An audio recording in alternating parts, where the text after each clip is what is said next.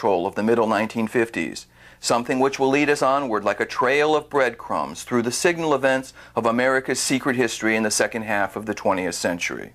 First time you ever heard his name was during one of these joint maneuvers with the New Orleans Civil Air Patrol unit. And the guy was a very popular member of the Civil Air Patrol. His name was Lee. And my brother heard the man's name for the second time in his life. In November 1963, November 22nd to be exact, when it was announced on the TV news that President Kennedy had been assassinated and that the person that they had taken in custody and charged with the murder was Lee Harvey Oswald, the same man my brother had known as a member of the Civil Air Patrol unit in New Orleans. It's obvious that David Ferry, as commander of that Civil Air Patrol unit in New Orleans, was the commander for Lee Harvey Oswald. Probably at the time that these Cuban soldiers were being trained in Lacombe.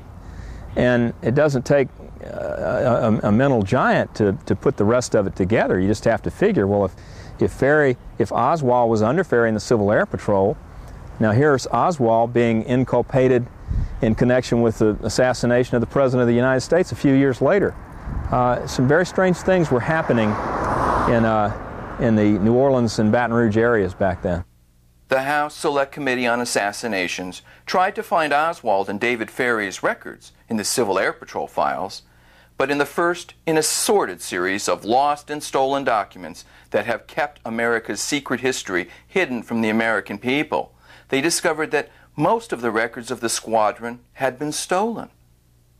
One record, which escaped being stolen, however, reveals that Oswald joined the Civil Air Patrol on July 27, 1955, while at summer camp with Dave Ferry and Barry Seal. Here we recall how for 40 years Warren Commission apologists have tried to tell us that Oswald and Ferry didn't even know each other. But we didn't have to look any further than the New Orleans Public Library to meet someone who knew different. Colin Hamer was a fellow Civil Air Patrol cadet with Lee Harvey Oswald in David Ferry's squadron.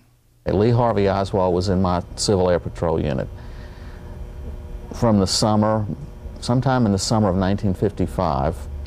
I was in recruit class with him.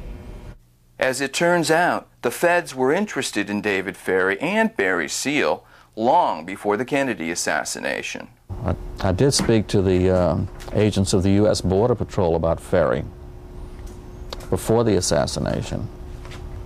They seemed to think that he had something to do with getting Carlos Marcello back into the country after he was deported.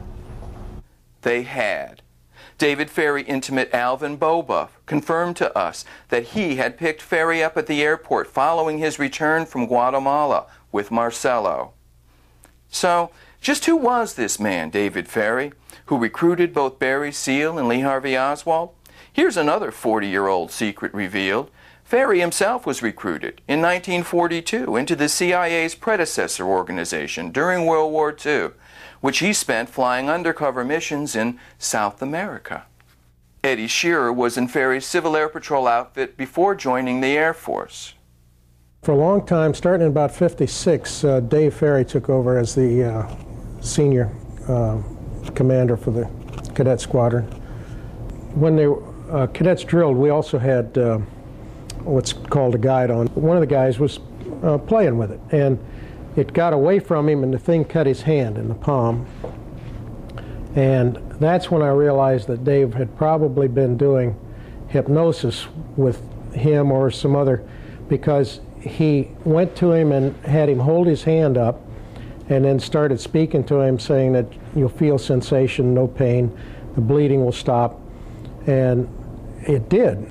And I also realized from reading about hypnosis that you couldn't do this on your first time.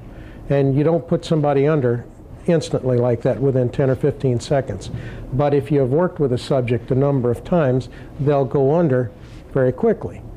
Even so, it's still a shock to hear the truth casually revealed that David Ferry ran the CIA's Southern Office of Civil Air Transport. No, I met David in 1965, Lakefront Airport in New Orleans. I was working for Delta. Well, I didn't know anything about him. Other than he owned 5 DC-3s that he was flying into the Lakefront Airport.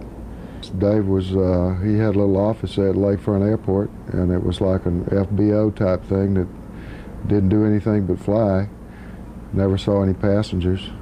There was pilots working out there. They flew bodies, supposedly, like they had a service where they flew caskets. 5 years after Dave Ferry's untimely suicide on the eve of being called to testify in front of Jim Garrison's grand jury, these same 5 DC-3s were controlled by Barry Seal. Barry Seal's role in the Kennedy assassination was proven to us when we discovered this picture of some of the conspirators taken in a Mexico City nightclub exactly 10 months before JFK was murdered. This photo is the only visual record of the super-secret CIA assassination squad known as Operation 40, active from Mexico City to New Orleans to Dallas. That's Barry Seal, a young-looking 24-year-old. And there's CIA agent and professional assassin Felix Rodriguez, George Bush's great good friend from Iran-Contra, remember? He's the guy who tracked down and killed Che Guevara in Bolivia, and who to this day reportedly keeps Guevara's hand sitting in a jar on his bedroom dresser. And covering his face with his sport coat, that's Frank Sturgis, Watergate burglar, Bay of Pigs operative, and a man who before he died made a written confession of his role in the JFK assassination. And see that dapper guy, front right? Meet the man researchers refer to as the Second Oswald for his role in impersonating Lee Harvey Oswald in order to incriminate the patsy. His name is William Seymour, from the CIA front called the Double Check Corporation, where his job was to recruit pilots like Barry Seal. This picture is an important historical document, a crucial piece of America's secret history. That history, in other words, in which lone gunmen play no role. Nobody has told me anything except that I'm accused of murdering a policeman.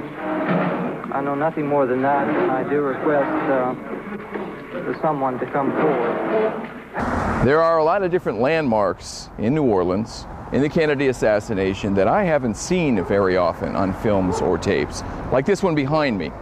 This is the home, while he lived in New Orleans in 1963, of Lee Harvey Oswald. He lived in the back on the other side.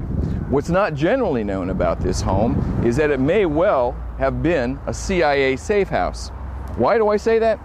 Well, during the time that Lee Oswald lived here, the home was controlled, the apartment rooming house is what it's known as, was controlled by the McClaney brothers, the CIA and mobbed-up Havana casino owners who also owned the exile training camp on the far shore of Lake Pontchartrain in Lacombe, from which at least one of the shooter teams is reputed to have come. Mike McClaney was a Meyer-Lansky lieutenant and Havana casino owner. And here, across Lake Pontchartrain from New Orleans in Lacombe, Louisiana, is where McClaney ran a renegade CIA training camp for assassins. Here are the remains of a place where the CIA trained a secret army which they used not against America's enemies, but against us. This small summer cottage owned by the McClaneys sat beside the training camp.